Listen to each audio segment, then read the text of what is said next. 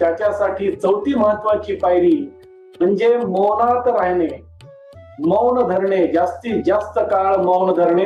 कारण मौनामध्येच आपण आपल्या विचारांकडे थेटपणे पाहू शकतो, प्रत्यक्षपणे पाहू शकतो. म्हणून चौथी पायरी मौनामध्ये राहणे.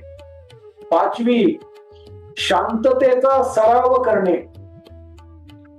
सदैव शांत ठिकाणी राहण्याचा प्रयत्न करणे.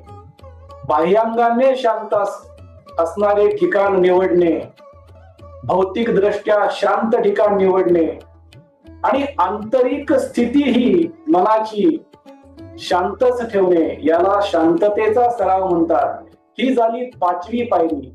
आणि जो मनुष्य मौनात राहतो, जास्तीत जास्त काळ मौनात राहतो, शांततेचा सराव करतो, त्या व्यक्तीला सहावी पायरी नक्कीच गाठता येते. आणि